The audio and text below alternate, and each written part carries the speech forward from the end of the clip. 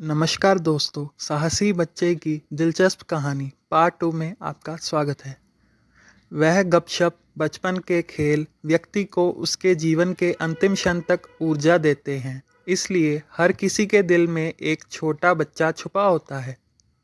अब उनका खेल जोरों पर था। तभी वहां एक छोटा लड़का आया। वह कब से इन तीनों की मस्ती देख रहा था।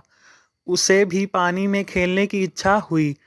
वह भी नदी में कूद गया। वह उन तीनों को नहीं जानता था। वह उनके गांव का भी नहीं था। इसलिए उन्होंने इस बात पर ध्यान नहीं दिया वह क्या कर रहा है।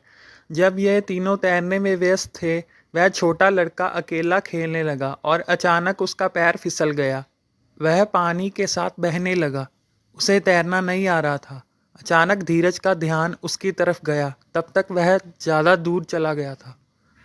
बहते पानी का बहाव ज़्यादा था। फिर वह तीनों खेल छोड़कर उसकी तरफ दौड़े। धीरज अपनी पूरी जान लगाकर उसके पास पहुंचा, लेकिन पानी के तेज बहाव से बने गड्ढे के पास भंवर बन गया था। धीरज भी उस लड़के के पीछे पीछे गड्ढे में चला गया, पर गड्ढे में वह लड़का और ज़्यादा नीचे जाने लगा। धीरज ने उसे खींचने का प्रयास किया, पर उसकी शक्ति पर्याप्त नहीं थी।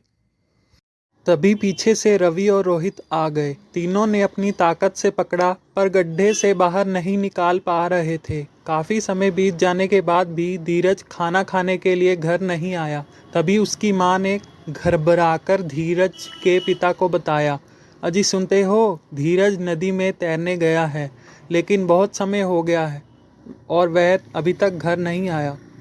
धीरज के पिता बहुत गुस्से में थे, लेकिन गुस्सा बाजू में रखकर उन्होंने तुरंत शर्ट पहनकर नदी की ओर चलने लगे। तभी इतनी जल्दी में जाते देख गांव के जवान लड़के भी नदी के पास गए और गड्ढे के पास इन 4 बच्चों को डूबते देख वह दृश्य देखकर सब दंग रह गए। साथ में आए 3-4 जवान लड़कों ने गड्ढे में छलांग लगाई। वे सभी स्ट्रिप स्विमर थे। सभी ने मिलकर 4 बच्चों को सकुशल बाहर निकाल लिया। उनको उल्टा सुलाकर पेट का सारा पानी बाहर निकाला। बच्चे थकान के कारण बेहोश पड़े थे। उन्हें जल्दी से अस्पताल लेकर गए। उनका इलाज हुआ। थोड़ी देर बाद गांव के लोगों को राहत की सांस आई। धीरज के पिता को बहुत गुस्सा आ रहा था, लेकिन अपने बेटे के इस कारनामे को देखकर उनको गर्व महसूस हुआ। वे सभी गांव में हनुमान के मंदिर के पास जमा हो गए। फिर धीरज के पिता ने सभी को चाय पिलाई। उस लड़के का भी पता चला। वह एक बकरी चराने वाले का बेटा था।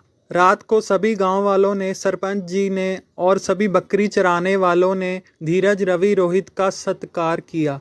इस प्रकार से बुरा वक्त आया था, पर काल नहीं। सभी बच्चे बच गए। यह हनुमान जी की कृपा थी।